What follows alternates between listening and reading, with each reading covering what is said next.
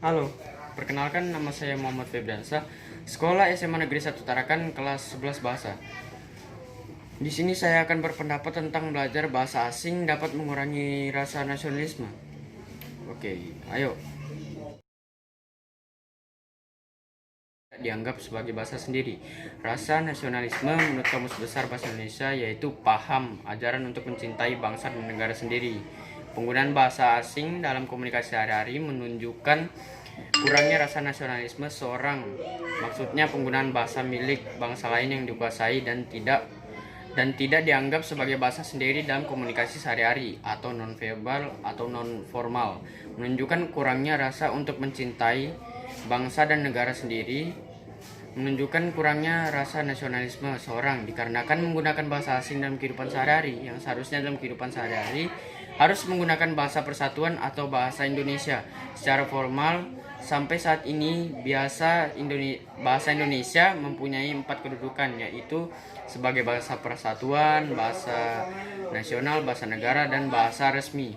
Dalam perkembangannya yang lebih lanjut, bahasa Indonesia berhasil mendudukan diri sebagai bahasa budaya dan bahasa ilmu. Bahasa Indonesia dikenal secara luas sejak Sumpah Pemuda 28 Oktober 1928 yang menjadikan bahasa Indonesia sebagai bahasa persatuan. Pada saat itu, pemuda sepakat untuk mengangkat bahasa Melayu Riau sebagai bahasa Indonesia.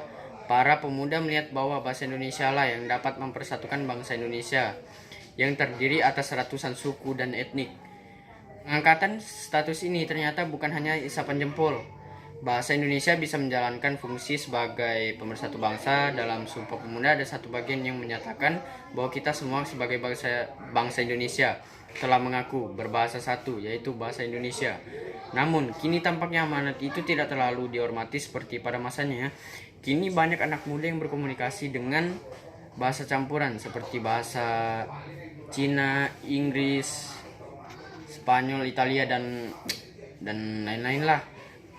Kami setuju jika penggunaan bahasa asing dalam komunikasi sehari-hari menunjukkan kurangnya rasa nasionalisme seorang. Digunakannya bahasa asing dalam komunikasi sehari-hari dianggap menghilangkan jati diri bangsa.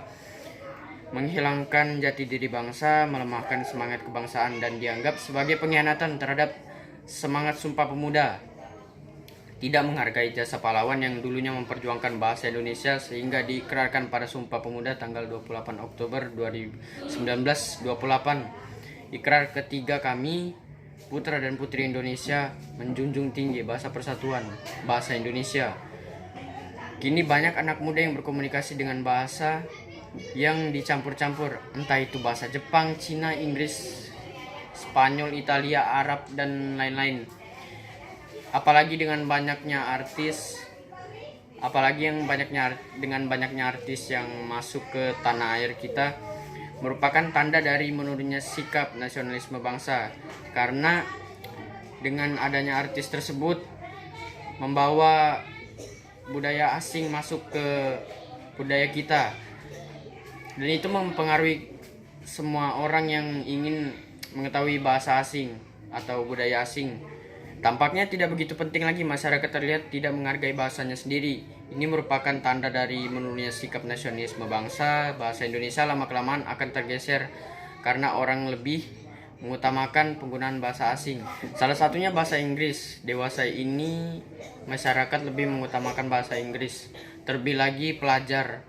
Ya, pelajar lebih banyak mengikuti kursus atau ekstrakurikuler bahasa Inggris daripada bahasa Indonesia, membuktikan bahwa masyarakat tidak bangga menggunakan bahasa Indonesia sehingga menunjukkan berkurangnya rasa nasionalisme.